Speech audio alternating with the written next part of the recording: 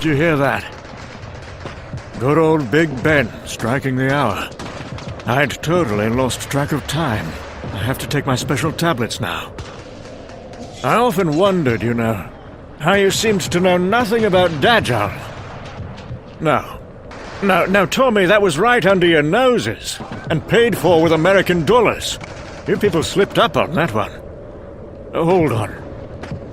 No, I just realized I haven't taken my antifungals today. Oh, we're all on them down at the bunker. Morrigan Lugas sporulates, you see. We kept 3 shifts of heavily medicated janitors down there, scrubbing all the surfaces with brooms and bleach. Otherwise, its spores embed in the walls and furniture and start fruiting up or whatever. Nothing like going downstairs to work in the morning to find a soft table arguing violently with you. And then there were the people who spent 6 months in its presence. The first team, you see, never occurred to them that they were breathing in spores. I should show you photos. I think I have them on a memory stick in the bag somewhere. When they cut old Massey open, they found 3 mycoprotein heads growing in his stomach, like dolls' faces carved out of toadstools. By the time I was going down there regularly, we were all on daily antifungal doses to ensure our lungs didn't start muttering under our own breath. I went down there on my own once. I'd been drinking bromide in my tea for 2 months to depress the, unfortunate psychosexual effects of the thing's presence. And I was quite full of sherry. I went down there, full of sherry and anger and, the hubris of the 20th century scientist in the middle of the night. And I confronted my god, as it were. And I remember saying to Morrigan Lucas, demanded of it, as if I expected an answer. What are you for? I am for that thing in your genome that demands it. I am for that thing which keeps you animals alive. I am, at most, a slice of monkey, suspended within the stuff of universal intelligence. You are a monkey in nice clothes. In the harsh environment you refer to as a habitable planet, group behaviors are required to survive long enough to procreate. Since you are stupid monkeys, you have no natural affinity for group altruism. And so you have evolved a genetic pump that delivers pleasant chemicals to your monkey brains. One that is triggered by awe and fear of an anthropomorphism of your environment. Earth mothers, sky gods, bits of bush that catch fire, interesting looking rocks, an oddly shaped branch. You're not fussy. When your brain does this idiot work, you stop in front of that bump or stick and consider it fiercely. Other monkeys will like as not stop next to you and emulate you. Your genetic pump delivers morphine for your souls. You have your fellow monkeys join in. Perhaps so they can feel it too. Perhaps because you feel it might please the stick god to have more monkeys gazing at it in narcotic awe. The group must be defended, because as many monkeys as possible must please the stick god. And you can continue to get your fix off praying to it. You draw up rules to organize and protect the group. 200,000 years later, you put Adolf Hitler into power, because you are, after all, just monkeys. I am a thing born of lies. You lied about needing to explore space. You lied about needing an edge in your arms race. Ultimately, I believe you lied about your need for a messiah figure to consider. I am your stash. Morrigan Lucas never spoke directly to me again. Really, I was lucky I was drunk. I mean, I met one of the Dajjal scientists. What's that, Tommy? Why would I tell you about that? I don't work for the American government. Now, the fellow came through London on a plane once, and our people borrowed him for a while. Dajjal, honestly. Building one of the things in Iraq and naming it after the Islamic Antichrist. Where were your brains? No, that's right. You officially had no knowledge of that subject. You were played quite badly there, old boy. I mean, everyone knew you didn't have a clue what you were doing in Iraq. But allowing one of your own security firms to set up a secret superhuman lab in-country, that was special. I suppose those hardened Iraqi bunkers the news people were always talking about had to be useful for something. As I say, one of the surviving project leaders came through London at one stage. He was, borrowed, and he was caused to speak freely about the whole thing. This was before your rogue players, as it were, decided that giving up was the best policy. Back when the intent was just to blow the shit out of the Middle East and recolonize it afterwards. You might, I think, be surprised at how many of the participants had previously been attached to the ongoing Jerry Craven project. But when things went to hell in India and all, They just left me out.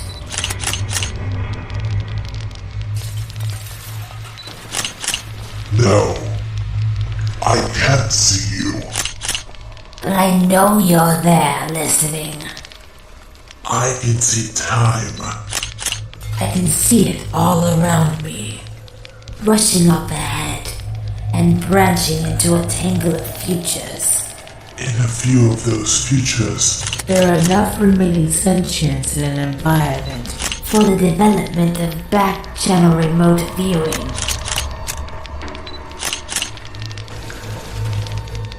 Humans cannot perceive time, really. They simply move through it. I can see time. All around me. I am perpetually aware of existing in its current. I have been designed to withstand time. I have been designed to withstand you. Tactical perception was the buzzword, I believe. Decades of theoretical jiggery-pokery condensed into about 18 months of unsupervised exotic engineering, producing a creature without sanity. I'm not insane. I'm without sanity. It is said that human sanity is the best set of reactions to the structure of the perceived world. It is said the map is not the territory.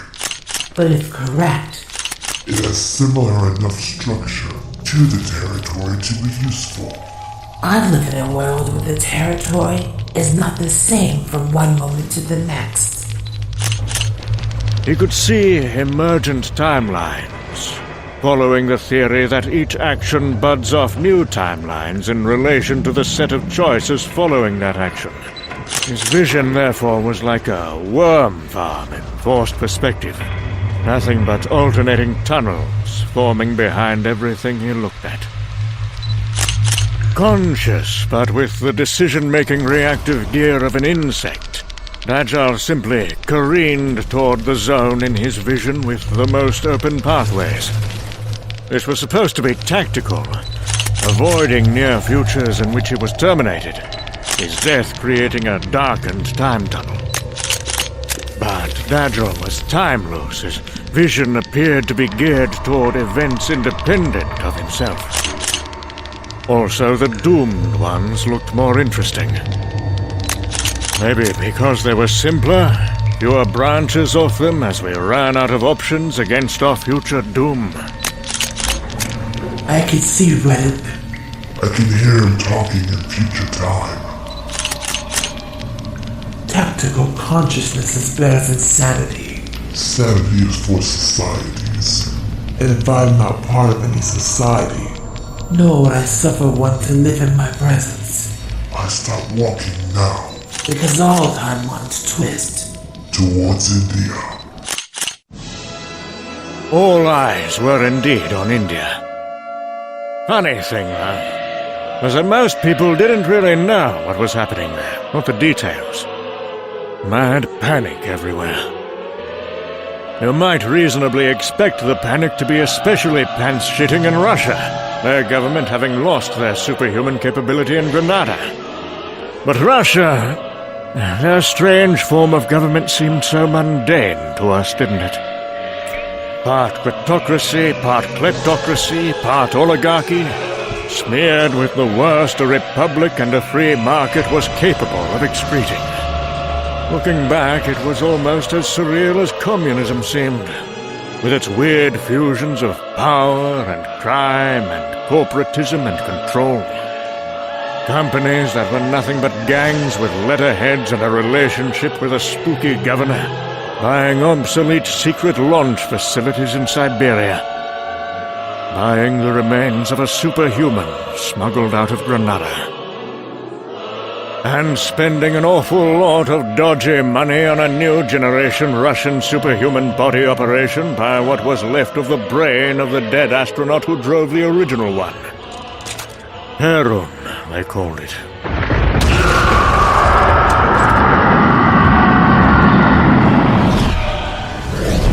Why would the rulers of Russia allow something like that to be built by private enterprise, Tommy? Huh?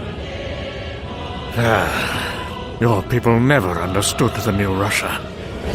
Even as your own people did everything you could to give the vote to corporations, you never grasped the true free market republic that evolved so fast over there. The fusion of the FSB, the Mafia, and Gazprom, and all the rest. This was the Russian ruler.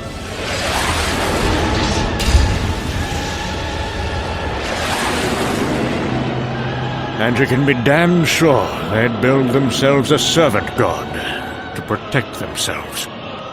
To them, launching Perun was little different to poisoning a rogue agent or shooting a journalist. A perpetuation of business. And the business of India. I think everyone still alive remembers the satellite take and the computer reconstructions. The post-humanity of India. Population reduced by 90%.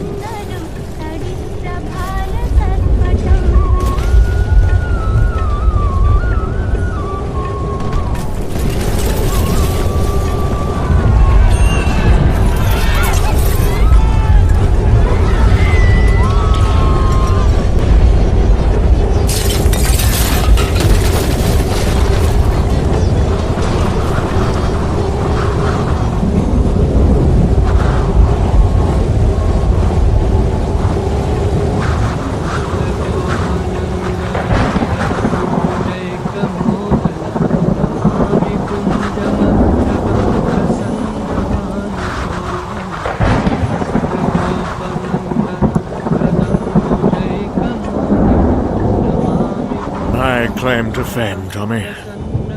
When the first satellite photos of Mumbai came in, I was the first to notice that the new construction seen from space looked exactly like a cancer cell.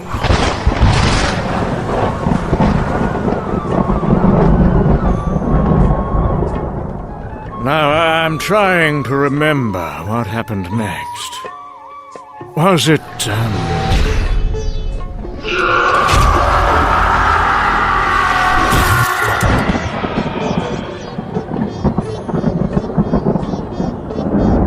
I think that was later. Was it... I'm missing something in the timeline. God, I hope I haven't mixed too many medications. That can be bad for you. I mean, I wouldn't want anything to happen to me.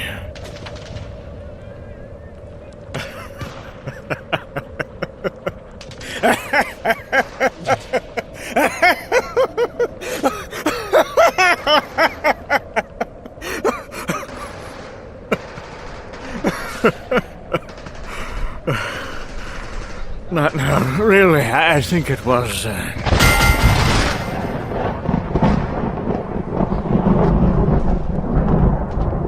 did that even happen?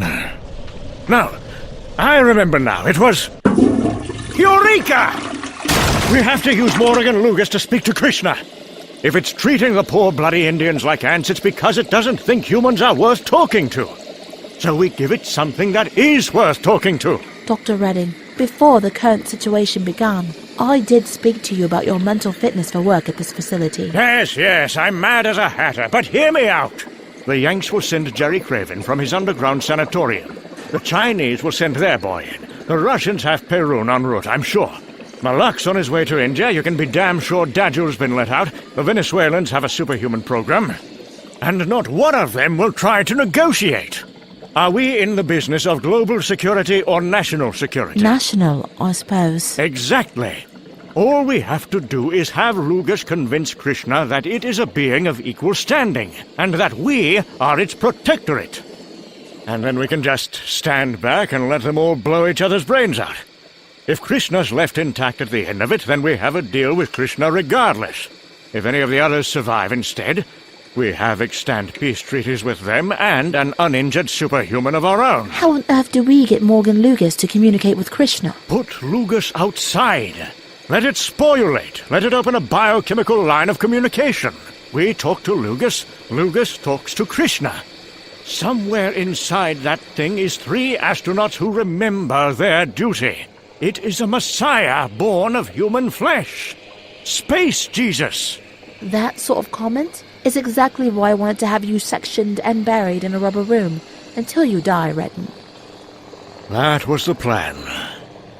To take Morrigan Lugas out of the crypt that protected the outside world from it so it could somehow open a parlay channel with the thing in India. I prefer modesty in all things, but it was frankly a brilliant strategy. I was quite convinced that I had saved Britain, and was delighted by my own ingenuity.